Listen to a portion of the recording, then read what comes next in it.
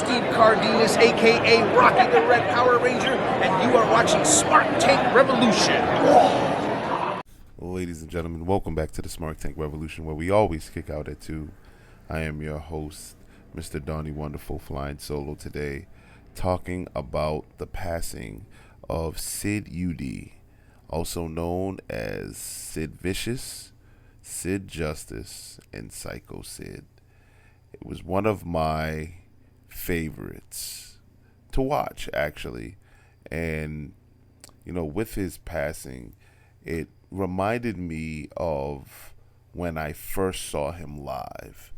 This is the early 90s, give or take 91, 92, more likely 1992. I remember I was really young, maybe kindergarten, first grade-ish, or maybe kindergarten, rather. And he was booked to face The Undertaker in a casket match.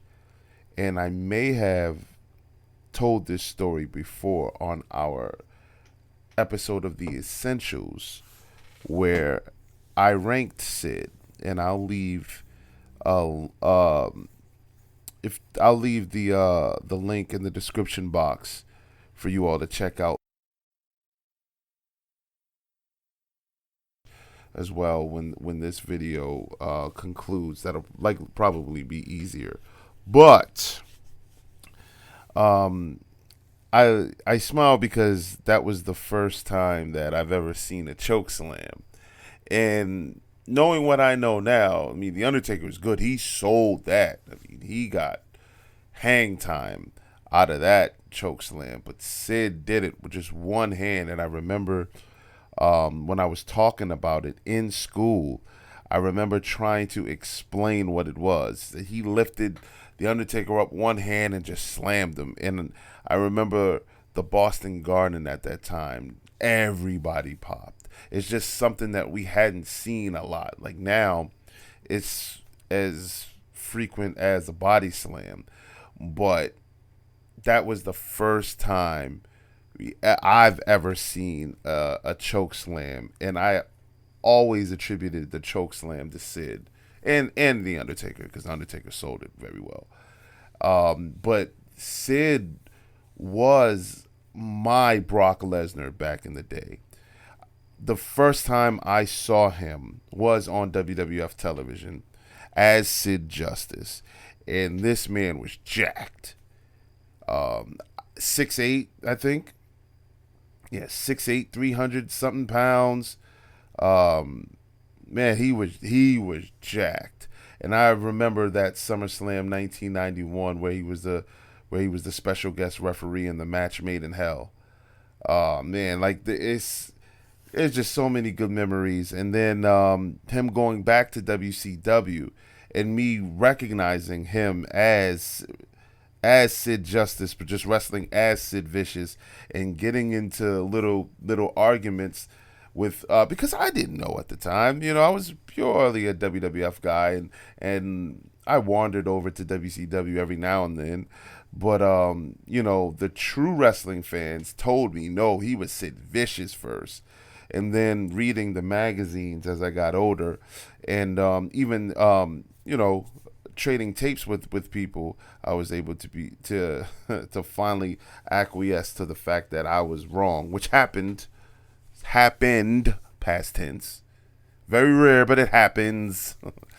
But yeah, WCW back as Sid Vicious. There was a time in 1994 where I think where I didn't see him as much, and then it just so happened on an episode of Raw, Shawn Michaels was introducing his brand new bodyguard and just said his name is Sid, and then he comes out with the Psycho Sid music, that theme that he used all during the New Generation era, and Sid was back in WWF. In 1995, he was Shawn Michaels' bodyguard, and he came back. He looked great again. I said, "Whoa, Sid is back."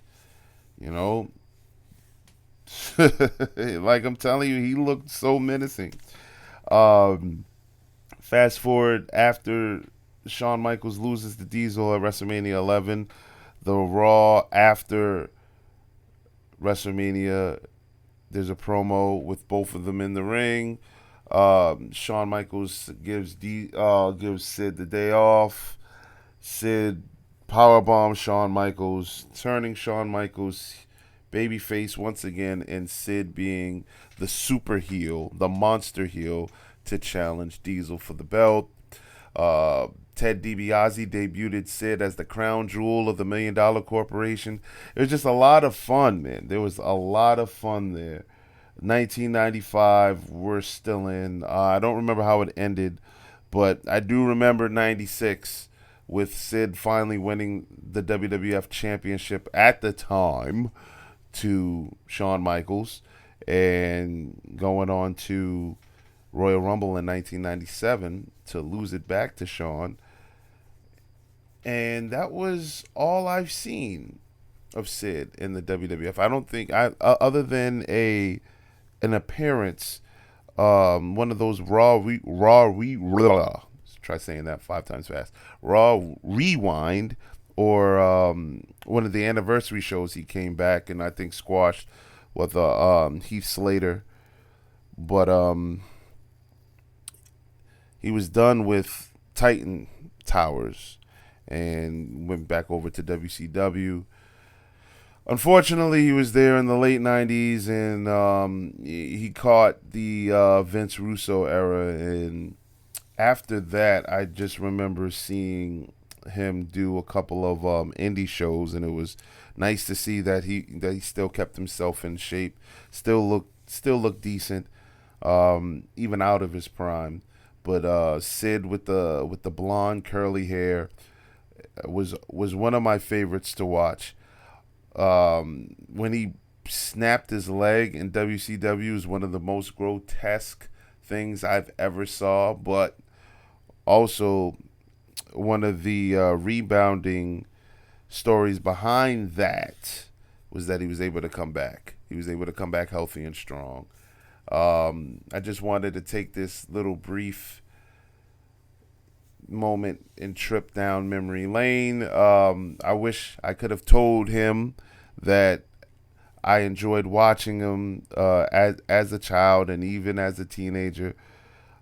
Psycho Sid, even though it was spelled with an S, I forgave that.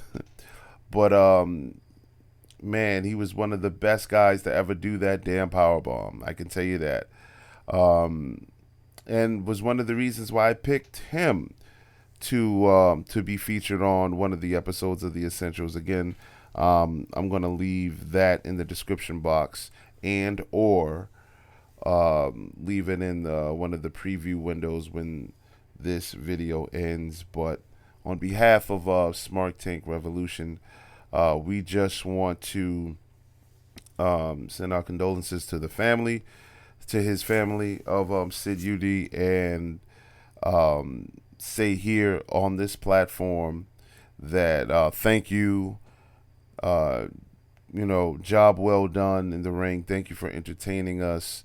You'll be missed, and he definitely deserves a Hall of Fame ballot.